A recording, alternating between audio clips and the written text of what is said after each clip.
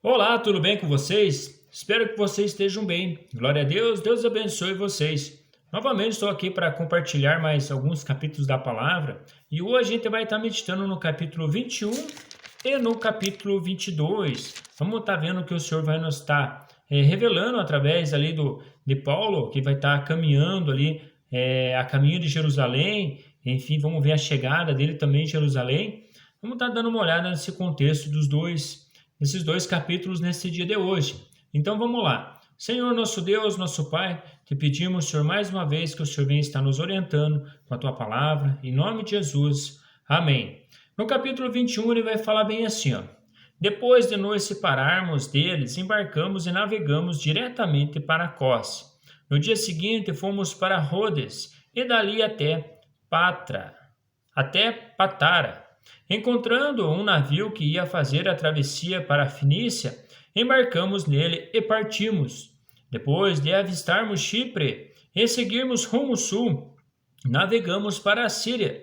Desembarcamos em Tiro, onde o nosso navio deveria deixar sua carga.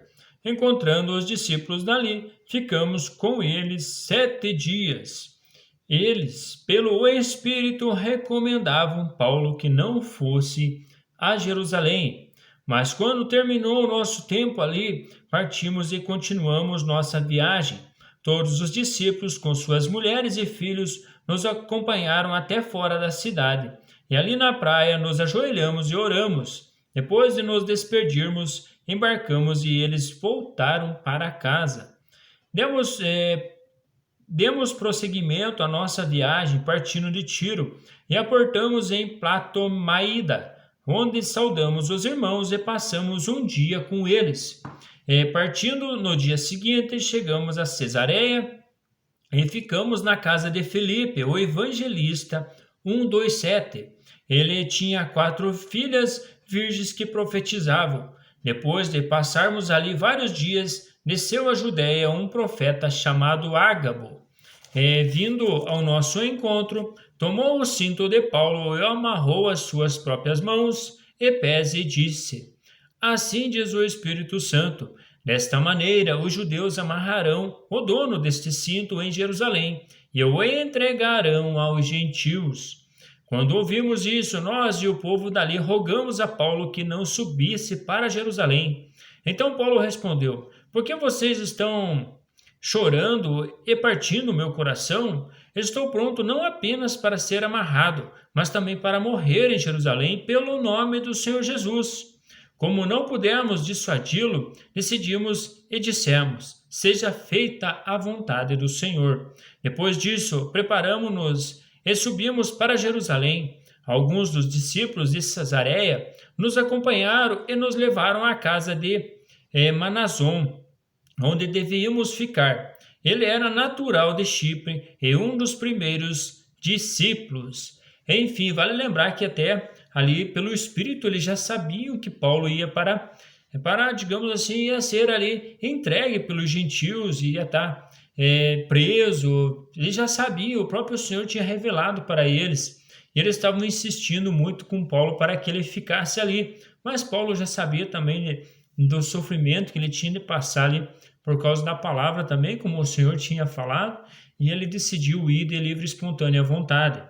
Quando chegamos a Jerusalém, os irmãos nos receberam com alegria. No dia seguinte, Paulo foi conosco encontrar-se com Tiago e todos os presbíteros estavam presentes. Paulo os saudou e relatou minuciosamente o que Deus havia feito entre os gentios por meio do seu ministério. Ouvindo isso, eles louvaram a Deus e disseram a Paulo: Veja, irmão, quantos milhares de judeus creram, e todos eles são zelosos da lei. Eles foram informados de que você ensina todos os judeus que vivem entre os gentios a se afastarem de Moisés, dizendo-lhes que não circuncidem os seus filhos, nem vivam de acordo com os nossos costumes. Que faremos? Certamente eles saberão que você chegou, portanto, faça o que dizemos. Então, estão conosco 4 homens que fizeram um voto. Participe com esses homens dos rituais da purificação e pague as despesas deles para que rapem a cabeça. Assim todos saberão que não é verdade o que falam de você, mas que você continue vivendo em obediência à lei. Quanto aos gentios convertidos, já lhe escrevemos a nossa decisão de que eles devem abster-se da comida sacrificada aos ídolos, do sangue da carne de animais estrangulados e da imoralidade sexual. No dia seguinte, Paulo tomou aqueles homens e purificou-se com eles. Depois foi ao templo para declarar o prazo do cumprimento dos dias da purificação e da oferta que seria feito individualmente em favor deles. Enfim, para não escandalizar, Paulo ali aceitou até estar se purificando junto com eles ali. Quando já estavam para terminar os 7 dias, alguns judeus da província da Ásia, vendo Paulo no templo, agitaram toda a multidão e o agarraram, gritando: Israelitas, ajudem-nos! Este é o homem que ensina a todos em toda parte contra o nosso povo, contra a nossa lei e contra este lugar. Além disso, ele faz entrar gregos no templo e profanou este santo lugar. Anteriormente, eles haviam visto o Efésio Trofino na cidade de Paulo e julgaram que Paulo o tinha introduzido no templo. Toda a cidade ficou alvoroçada e juntou-se uma multidão. Agarrando Paulo, arrastaram-no para fora do templo e imediatamente as portas foram fechadas. Tentando eles matá-lo, chegaram notícias ao comandante das tropas romanas de que toda a cidade de Jerusalém estava em tumulto. Eles reuniram imediatamente alguns oficiais e soldados e com eles correu para o meio da multidão. Quando viram o comandante e os seus soldados, pararam de espancar Paulo. O comandante chegou, prendeu-o e ordenou que ele fosse amarrado com 2 correntes. Então perguntou quem era ele e o que tinha feito. Alguns da multidão gritavam uma coisa, outros gritavam outra. Não conseguimos saber ao certo o que havia acontecido. Por causa do tumulto, o comandante ordenou que Paulo fosse levado para a fortaleza. Quando chegou à escada, a violência do povo era tão grande que ele precisou ser carregado pelos soldados. A multidão que o seguia continuava gritando: acaba com ele! Enfim, Paulo teve que ser carregado ali para o povo não estar matando ele e estar espancando. Até os soldados teve que ali estar escoltando o próprio Paulo. Quando os soldados estavam para introduzir Paulo na fortaleza, ele perguntou ao comandante: posso dizer-te algo? Você fala grego? Perguntou ele. Não é você o egípcio que incitou uma revolta e há algum tempo levou 4.000 assassinos para o deserto? Paulo respondeu: sou judeu, cidadão de Tarso, cidade importante da Cilícia. Permite-me falar ao povo. Tendo recebido permissão do comandante, Paulo levantou-se na escadaria e fez sinal à multidão. Quando todos fizeram silêncio, dirigiu-se a eles em aramaico. Irmãos e pais, ouçam agora a minha defesa. No capítulo 22, quando ouviram o que ele falava em aramaico, ficaram em absoluto silêncio. Então Paulo disse: sou judeu, nascido em Tarso da Cilícia, mas criado nesta cidade. Fui instruído rigorosamente por Gamaliel na lei dos nossos antepassados, sendo tão zeloso por Deus quanto qualquer um de vocês hoje. Persegui os seguidores desse caminho até a morte, prendendo tanto homens como mulheres e lançando-os na prisão, como o podem testemunhar o sumo sacerdote e todo o sinédrio. Deles cheguei a obter cartas para seus irmãos em Damasco e fui até lá a fim de trazer essas pessoas a Jerusalém como prisioneiros para serem punidas. Por volta do meio-dia, eu me aproximava de Damasco, quando de repente uma forte luz vinda do céu brilhou ao meu redor. Caí por terra e ouvi uma voz que me dizia: Saulo, Saulo, por que você está me perseguindo? Então perguntei: quem és tu, Senhor? E ele respondeu: eu sou Jesus o Nazareno, a quem você persegue. Os que me acompanhavam viram a luz, mas não entenderam a voz daquele que falava comigo. Assim perguntei: Que devo fazer, Senhor? Disse o Senhor: Levanta-se, entre em Damasco, onde lhe será dito o que você deve fazer. Os que estavam comigo me levaram pela mão até Damasco, porque o resplendor da luz me deixara cego. Um homem chamado Ananias, fiel seguidor da lei e muito respeitado por todos os judeus que ali viviam, veio ver-me e, pondo-se junto a mim, disse: Irmão Saulo, recupere a visão. Naquele mesmo instante pude vê-lo.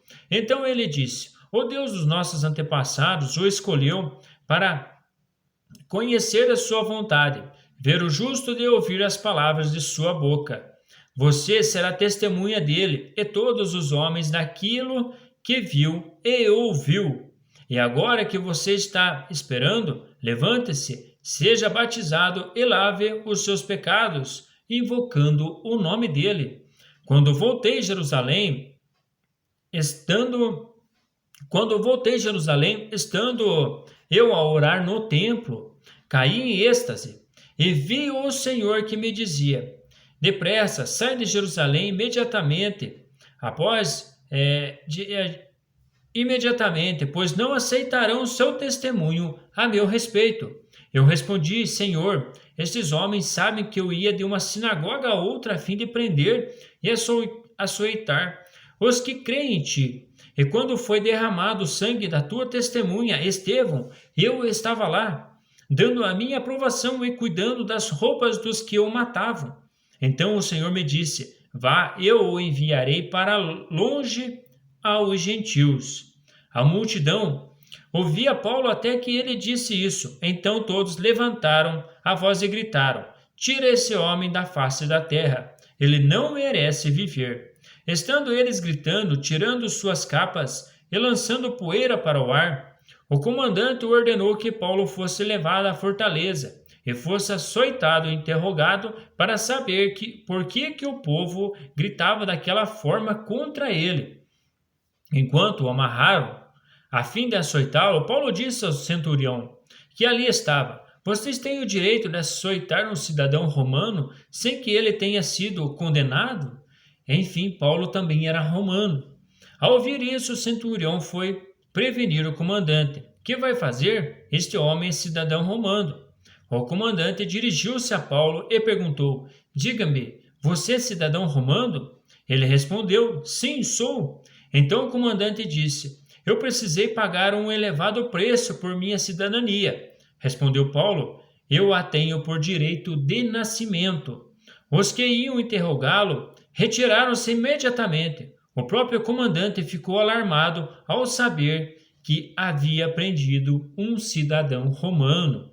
No dia seguinte, visto que o comandante queria descobrir exatamente por que Paulo estava sendo acusado, perguntou-lhes pelos judeus, libertou e ordenou que se reunisse o chefe dos sacerdotes e todo o sinédrio. Então, trazendo Paulo, apresentou a eles. Enfim, dá para entender que Paulo ali se saiu também. Como ele era judeu também e também era romano, enfim, Paulo ali ele segurava-se nessas questões ali de cidadania. Enfim, eles não tinham muitas coisas para fazer com ele. Enfim, como a gente viu ali, eles iam prender, eles iam açoitar e interrogar ele. Mas quando Paulo falou que era cidadão romano, eles voltaram para trás e pensaram: vamos investigar melhor por que esse camarada está sendo interrogado. Mas enfim, terminamos aqui mais uma meditação na palavra, esse momento que nós estamos decorrendo, vendo assuntos a respeito de Paulo ali, da trajetória dele, como ele estava em Jerusalém, falando de Cristo e como ele estava sendo preso. Tem os relatos aí dele que nós vamos vendo aí no decorrer desse final aí de Atos dos Apóstolos. Um grande abraço, fiquem com Deus e até mais.